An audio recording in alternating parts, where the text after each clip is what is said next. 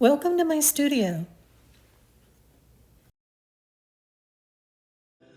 Hello. In my last tutorial, I showed you how I set up my supplies so that they would be ready to start on this project. In that tutorial, I explained how I cropped this down to the size I want, how I decided to use an 8x10 surface with a 1/2 inch tape. It's important if you're a beginner that you know the process that goes into the planning itself. So I do encourage you, if you have not already, to go back and watch that video, and it will explain all of the supplies that I'm going to be using and the why of each one of them, and then how I'm actually going to be transferring this onto the paper.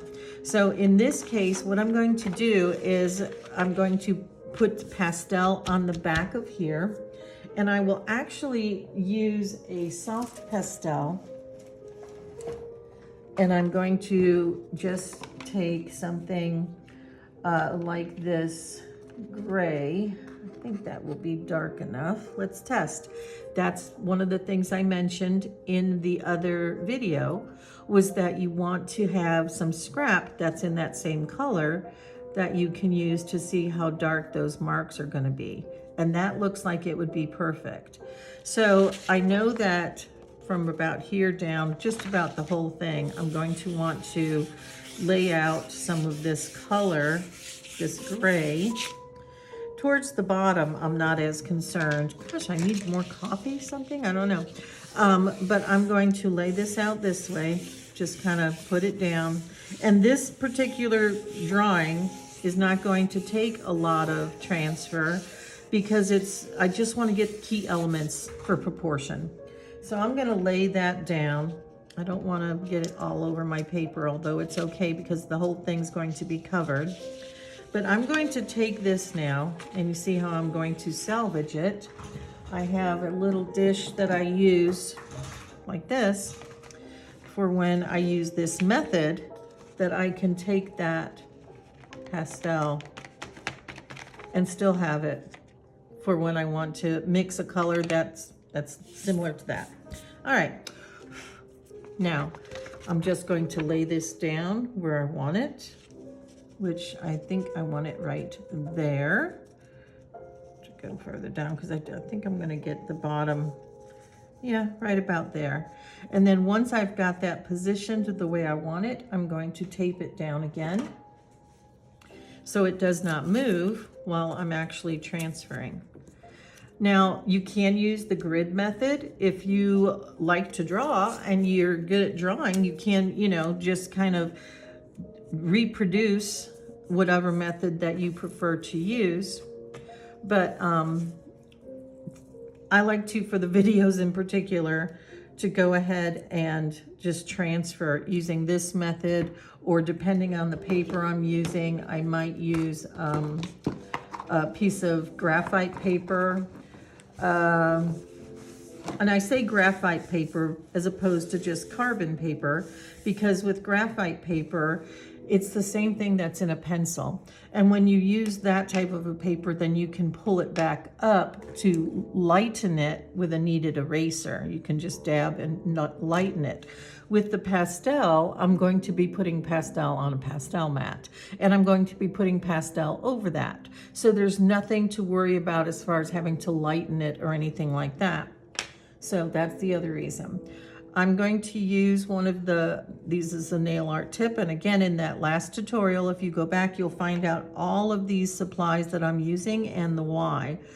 I am not pressing down very hard because I don't want to put grooves in the underlying paper.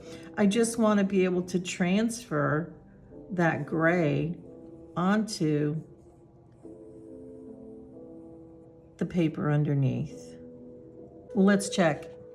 All right, so you can see how it's coming along. There's going to be smears, but like I said, that's the thing about using pastel this way, to use it on the background, is that you can transfer to the paper, and it's pastel. It's not something you're going to have to erase or get rid of. I'm going to use the oval to just go around on the outside edges of where there's going to be that background, because I want it to end up being smooth.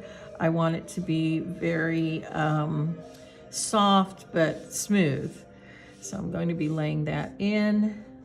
I can use one of my bigger sponges to do this. But I really kind of just right now just want to put the guidelines, and then I will go back with the sponge. I wonder if I have that photo handy of the one I did of this same cat previously when she was a kitten. You'll see why I love this cat. I love painting her. So now I'm going to move to a sponge like this. I'm going to be doing the same thing, picking up some of that pan pastel and just, you know, covering larger areas with it to get that really dark background I want. Okay, so now that we've got that, let's go back into now the actual body of this cat. Now what I'm gonna do first is I'm gonna get those eyes put in, because to me that is like one of the most important parts of this particular portrait is the eyes. They're just beautiful. So I want to get those eyes in. I'm going to be using pencil to do that. I'm going to be using the black, obviously the gold and the yellow, teeny tiny bit of that green, light gray, and a white. Now there are some places, well, the light gray actually is for around the eye. You can see here that this area here is gray. It's not white, it's gray. And then you've got some soft, I don't know what that color is, what I would call it. But anyway, and you can see on the reference photo on your screen, probably not as clearly as what I just showed you, but that's why I'm going to be working with these various colors. Now I should have a darker gray. I wonder if that's in my, oh, I have the pink. I'm going to use that, but I thought I had one darker gray for, but I'm not sure I'm gonna need it. But I'm going to outline. The thing too about when you're working with a pet portrait, something, any type of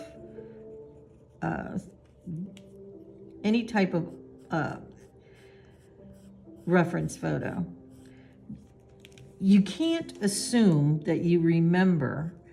Like for example, going around this eye here, you can't just in your mind saying, oh yeah, it goes all the way around, so I'm just gonna go all the way around. No, don't do that.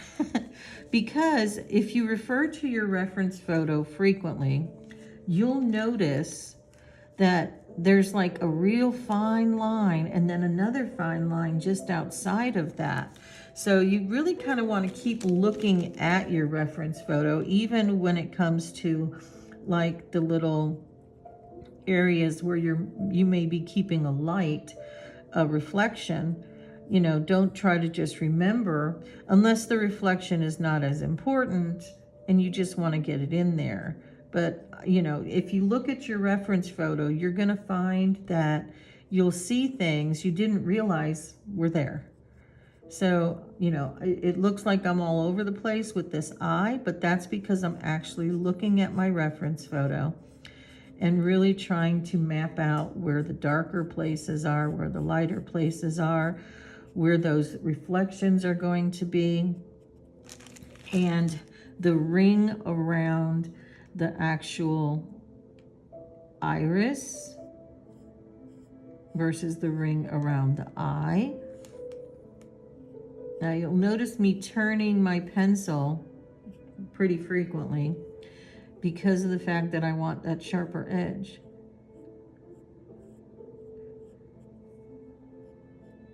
And I'm laying it down relatively lightly.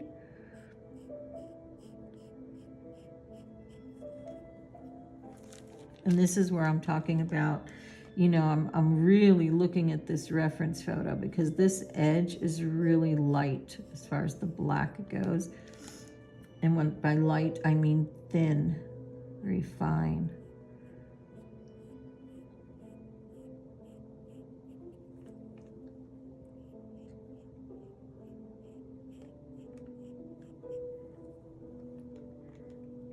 Eyes are very important.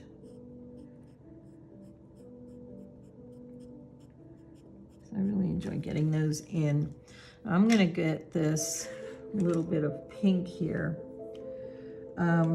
And actually on this eye, and again, going to the reference photo, on this eye, there's just a little bit down in this area. So I'm just gonna kind of put this right here.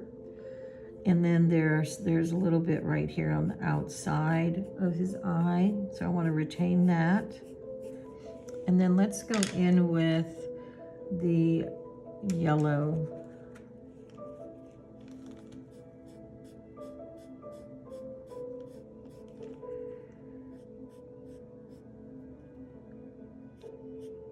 With this, I'm okay going light to dark, because of the fact that I want to be able to put that dark in strategically.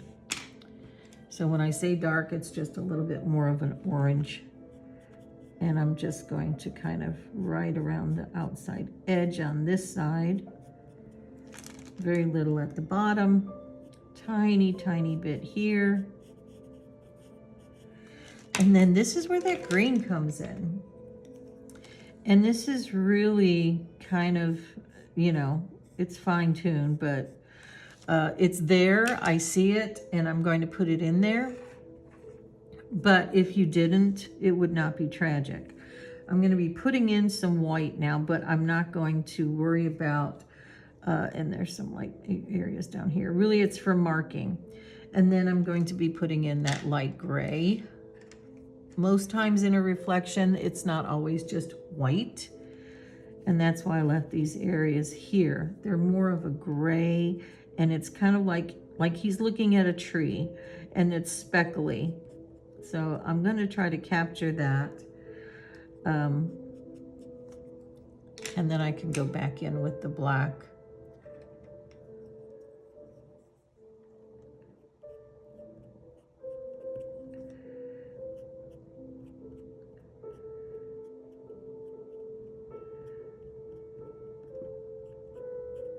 Okay, and now here's where I'm going to show you where I'm going to use that really small blending stump. I want to get these little areas blended so I can add another layer if I need to. And also you'll see right away how smooth that makes that surface.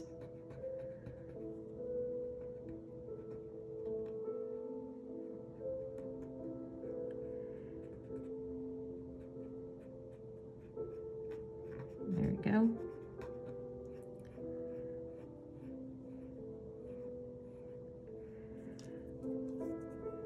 And then right around that outside.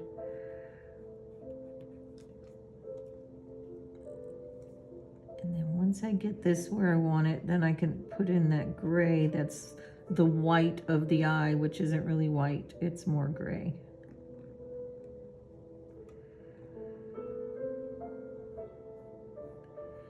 Make any adjustments to the edges.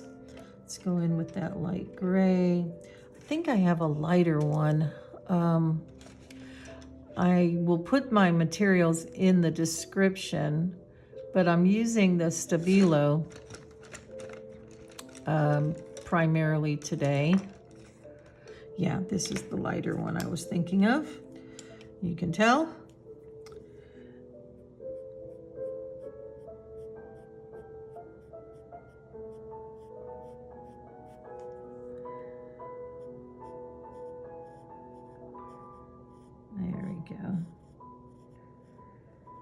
Blends nicely, almost blending it with the pencil itself.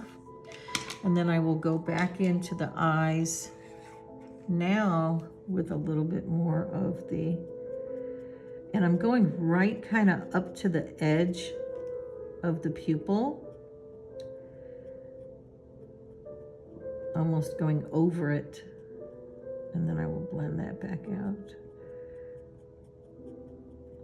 because the depth of that area of the eye, it's never really a solid straight line. It's more of one area blending into the other very closely.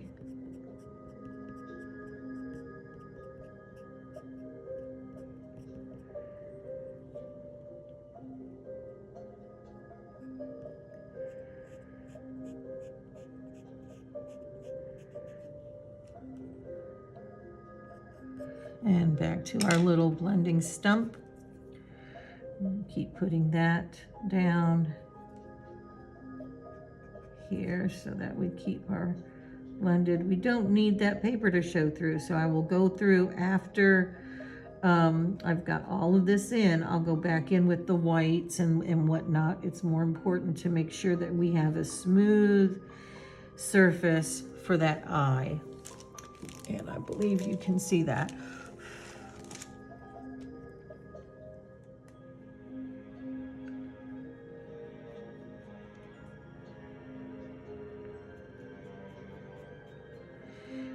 At the end of because this is an orange and white cat with a lot of black, there's going to be a lot of movement. Because I'm not on a slanted surface, the dust just kind of will lay wherever it's going to lay. And I know I shouldn't be blowing it off, but because I don't have that right on my easel, which is really nice to use an easel for this, because that way the chalk comes down and it doesn't go everywhere. So at the end of the painting, when I'm done with this, what I'll do is I will come back with some black and white in the eyes again. I'm going to pull this out because I want a cleaner edge, and in order to really blend it here, so I'll end up going back over that now with the actual color of the fur in that area. And this is what I was saying with pastel. I can go over that black with a lighter color. And this one might be too light for what I'm wanting to do. So again, we're gonna look for something that is more appropriate. Let's look at, I really like that color. We'll try, because it is almost the color of the paper that we want, but I don't want it just to be the paper.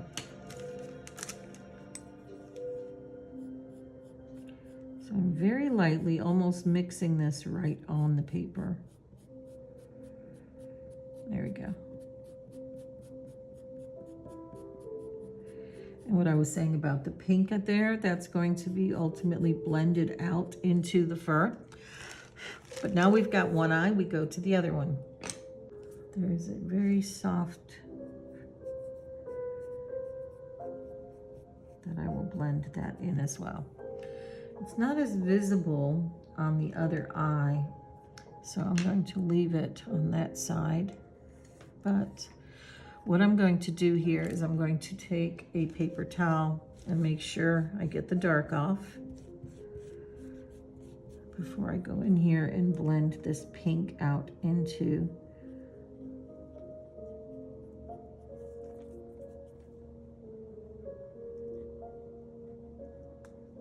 there we go.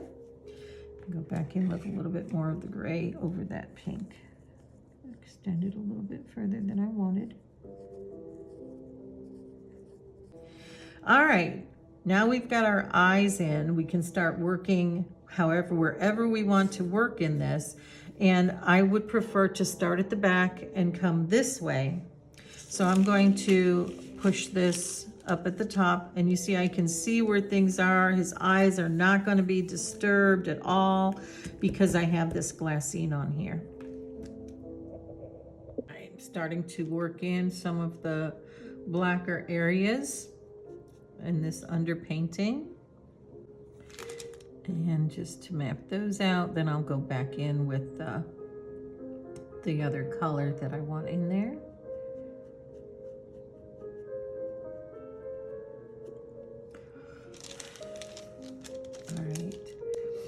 And the orange that's in the back there, like I said, it's going to be relatively fuzzy, but it's kind of like an orangey, and I'm taking burnt umber and orange from my pan pastel, and that's really the color I want right there.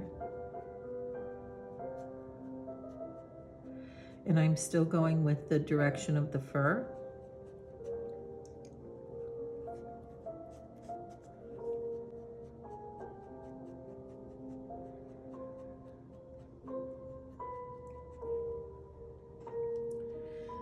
One of the beautiful things about the pan pastel is you can mix it right in the little pans.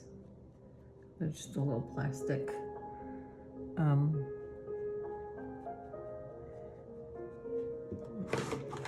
This is what I'm referring to, where I'm just taking the orange, going into the brown, a little bit more orange, I think, more brown.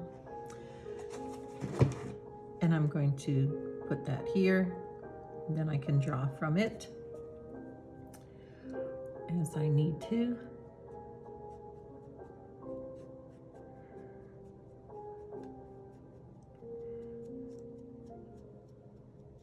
This is really more of an underpainting, so but this background is so blurred on his body that I'm not as concerned about. I'm still concerned about the direction of the fur, but I'm not as concerned about it being clear, because it's going to be blurred because it's in the distance.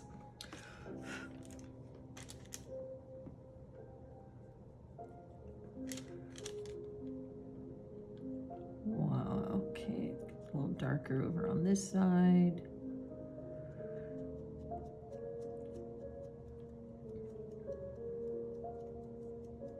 And I'm pushing away like this because I want it to go into that background just gently. But also I'm being mindful of the surface of the soft tool so that I don't destroy it. I'm gonna go in with a little bit more black in here.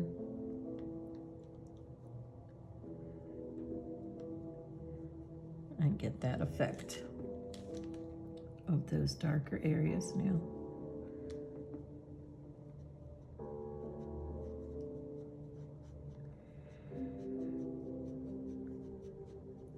Normally at this point I would be using some of the smaller applicators, but again, because this is more of a blurred area, I'm not as concerned about it. Because it's not details, it's more in this area, just that blurred background, his body in the distance seems so far away.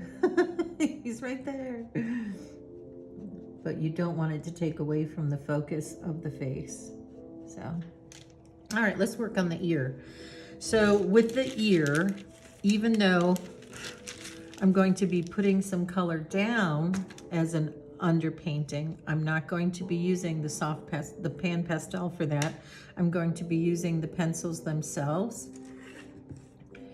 So I'm going to go in, for example, with the pink, and again, I'm really paying attention to this underpainting, good Lord, I need coffee. Someone get me coffee. Of this reference photo. He's got very, very pink ears in the inside. The skin in his ears is very pink. And see, I'm going right over where I was working in the distance over there. I'm just trying to get the areas that are really coming through more. There is kind of a rim on this ear as well. So literally just dotting in a bit of that white on the very, very edge. It's not white, but it's close enough to white where you want to see, and again, it's lighting. It's going to help to show the distinction between what's close up and what's far away. Some of it's just the hair that's coming in here. but we still have a pretty smooth ear surface, so I'm highlighting that. I may come back with gray because there is a ridge. I don't know if that's what we'd call it, an edge, and this is all inside of that edge. We don't want to lose the edge. But these are very, very short hairs. It'll all come together in a minute. And then right along the outside is where we have a black edge.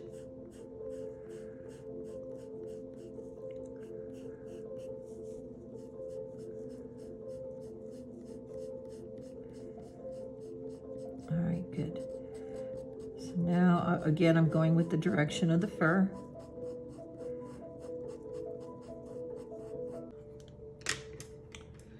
And then we're taking a little bit of the orange.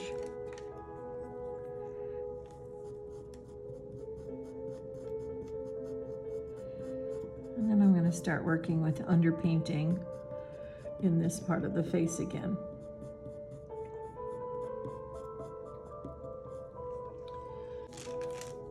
Just to kind of lay in those really dark areas.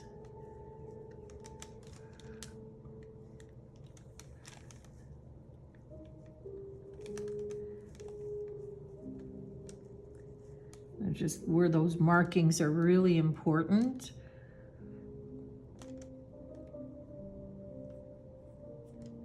That went out a little heavier than I meant. I'm going to go around this eye. Kind of meets up there.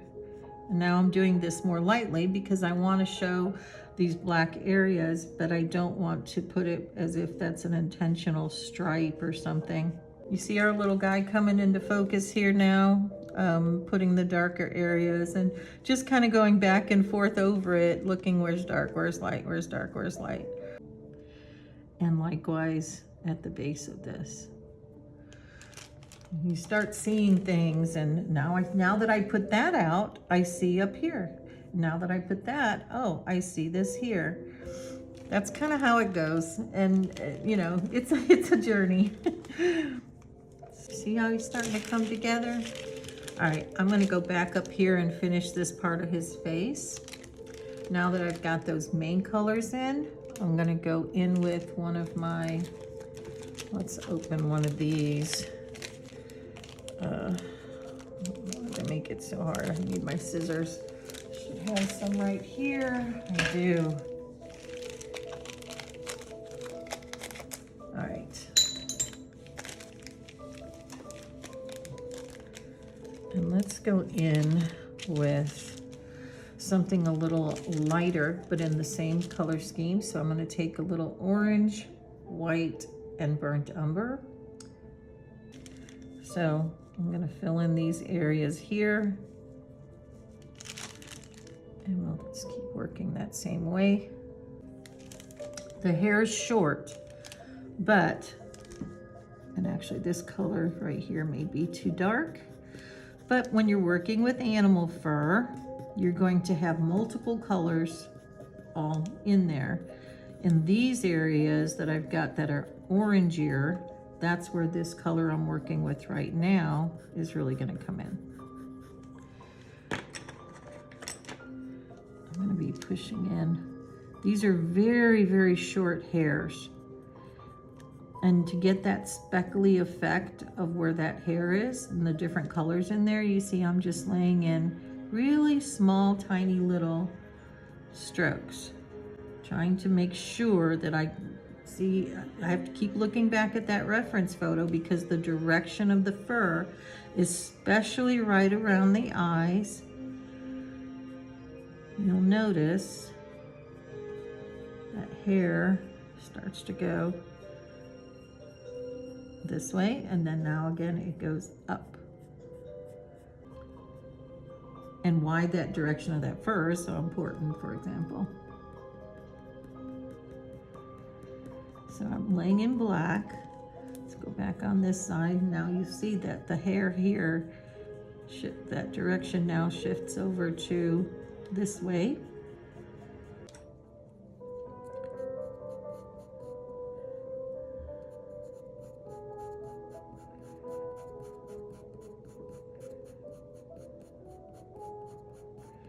But you see now that I'm coming in with the second color, that's filling in, and I can start bringing that pattern in. I'm going to be bringing in some of this now. I've got the lighter color in, put some of this color on top, kind of, again, mixing it right on the paper. As I'm laying out, continuing to lay out some of this underpainting, I do want to stress the importance of blending. I've put in quite a bit of the lighter areas in here, and I'm going to just be blending those out for that underpainting.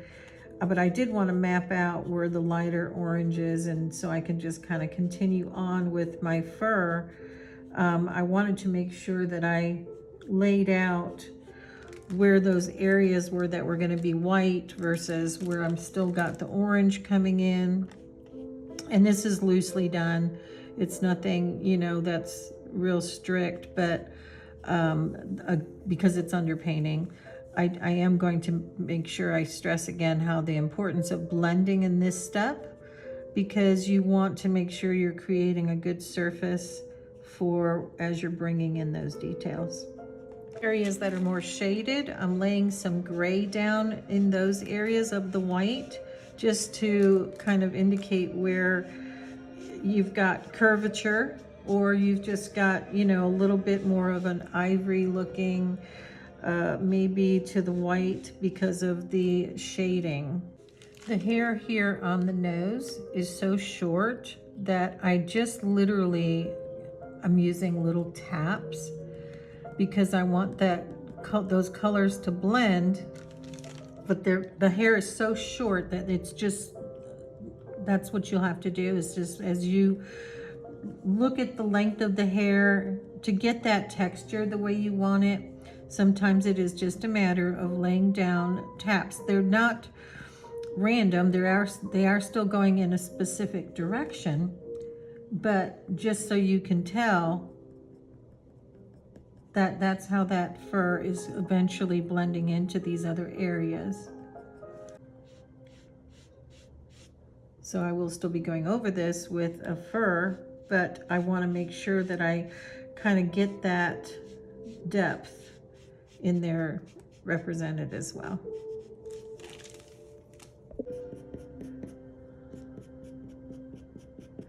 I've pulled out some of the softer fur on the side of his body over here, and I've also pulled in some of the dark again around the top of the head, just kind of fine tuning now and then, going in with the different colors that I'm seeing, for example, on this side of the eye.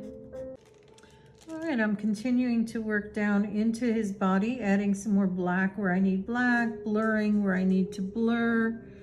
And you can see with this ear, I've got it almost where I want it. I've started to pull the white around his face, her face.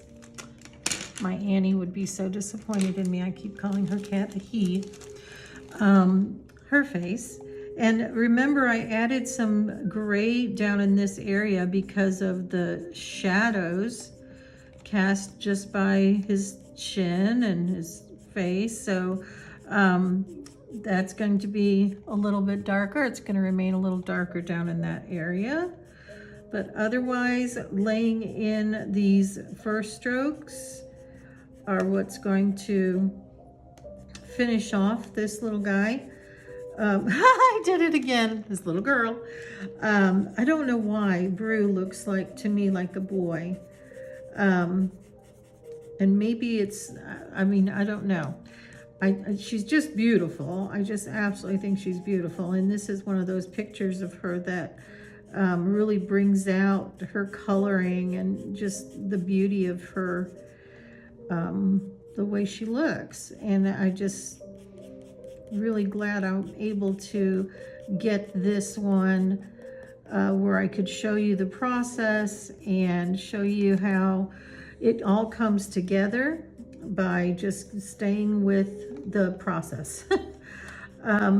Each area that you're working in can be adjusted. It can be, as long as you're taking, you know, small thin layers and working with those layers, then you're able to adjust and add light or dark where you need to.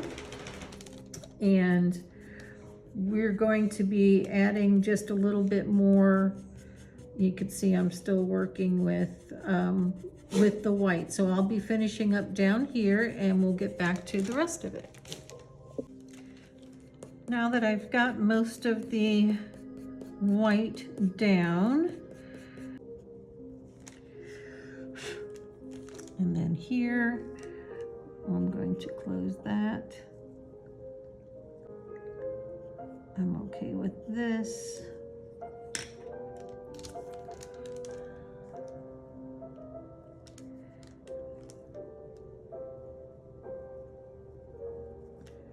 I like that better. This one comes all the way over into the iris. Let's take our tape off. I'm gonna move my supplies over. I will make sure and put the colors that I used in the description. All right, here we go. And you see the color of that paper really complements his coloring. And I will add a signature, probably in a lighter color, maybe down here somewhere. But I don't want to distract from the actual portrait of the kitty. There we go. Do you know how many times I forget to put whiskers on my little critters? So I'm gonna do that right now. Let's get some whiskers on this guy. I'm going to grab my Caran d'Ache white. And we've got several locations. One of them is up here. Gentle, gentle. The thing about Caran d'Ache, I'm not gonna use that. I'm gonna use the Faber-Castel. The Caran d'Ache white is really good when you need white, white, white. But when you're working with something like whiskers, something that's very fine, and you want to retain that fineness of it, you're going to want to use like the Faber-Castel. Trying to see if I have one that's sharper than these two. I've got two of them here. This one will work fine. Let me show you the difference. I just had laid down that and I was trying to be very gentle, but you see just that. I'm being very soft, but I want it to be visible, and I don't want it to be, I don't want it to disappear, but I don't want it so soft that I can't see it without it getting incredibly thick. There we go. And here,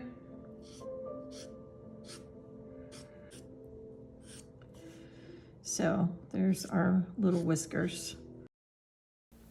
That concludes today's tutorial. I hope you enjoyed working with Brew, and I look forward to seeing you again.